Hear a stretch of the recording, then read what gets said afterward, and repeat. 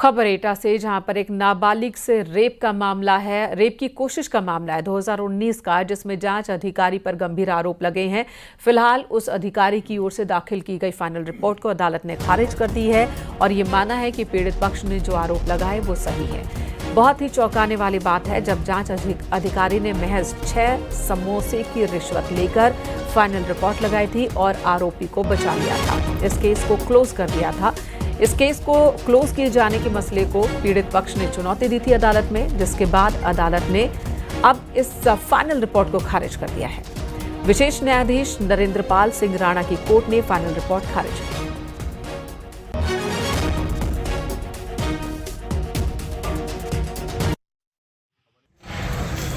मेरे लड़के के साथ छेड़छाड़ बलात्कार हुआ था, कोई सुनवाई नहीं हुई सर। मैं जलेसर गया, कोई सुनवाई नहीं हुई और फिर मैंने मुकदमा डाला एटा कोर्ट से आदेश हुए तो एफआईआर लगा के फिर दोबारा भेज दी। 2 बार तो एफआईआर लगा दी सर।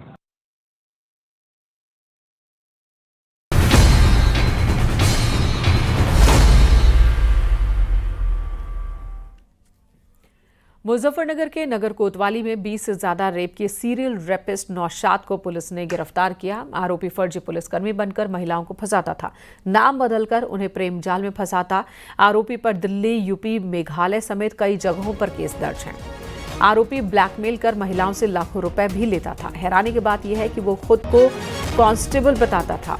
हिंदू महिलाओं से मिलता तो अपना नाम राहुल बताता, मुस्लिम महिलाओं से मिलता तो अपना नाम नौशाद या फिर अब्दुल्ला बताता और इस तरह से अपनी पहचान छिपाकर उनसे दोस्ती करता, फिर उन्हें परेशान करता, रेप और ब्लैकमेल करता।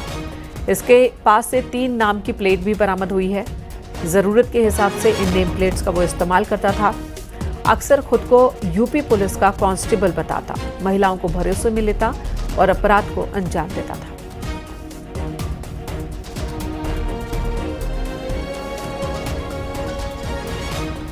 नौशाद त्यागी नाम का एक कांस्टेबल आज गिरफ्त में आया है, जो अपने आप को राहुल त्यागी नाम रख लिया था और एक कांस्टेबल की वर्दी भी उससे बरामद की गई है। उस वर्दी का ये रोब भी गाड़ता था। साथ साथ इसी के आधार पर वो कई महिलाओं से जो है प्रेम जाल में भी फंसाता था। साथ ही साथ इसमें असम, दिल्ली, मेघालय और मैं आपको बता दूं कि ये जो गाज़ियाबाद है, बुलंदशहर, मथुरा और संभल तथा अपने जनपद मुजफ्फरनगर से भी इसका कनेक्शन प्राप्त हुआ है, जिसमें कई प्रकार की महिलाओं से इसके संपर्क हैं। ऐसे महिलाओं को टारगेट बनाता था कि जो कि महिलाएं या तो पति के बिना रहती थीं या उनका पति की डेथ हो गई है, तो ऐसे महिलाओं को टारगेट करता था। कि पूछताछ से इसने स्वीकार किया कि पिछले दिनों में संभल में जब ये एक दोस्त अपने सिपाही के साथ रह रहा था, तो वो मध्य प्रदेश में कोई चुनाव में गया हुआ था, तो उसकी वर्दी इसके बैग में छूट गई थी, इसके दोस्ती थी, तो उसी वर्दी को, उस सिपाही का नाम भी नौशादी जैसा कि ये बता रहा है, और उस सिपाही को के उस वर्दी को अपने बैग में रखकर फिर उसी से इसके दिमाग में जो खुराफात आई और उस वर्दी को पहन करके फिर इसका दुरुपयोग करना। कितनी महिलाओं को शिकार बना चुका है? जहाँ तक कि पूछताछ से स्वयं स्वीकार किया है कि कम से कम 18 से 20 गर्लफ्रेंड हैं और 10 ऐसी महिलाएं हैं जिनसे इनके शारीरिक संबंध बताया जाता है। खुद ही बता रहा है। यहाँ रुकेंगे एक ब्रेक के लिए। खबरें ब्रेक के बाद भी जारी हैं।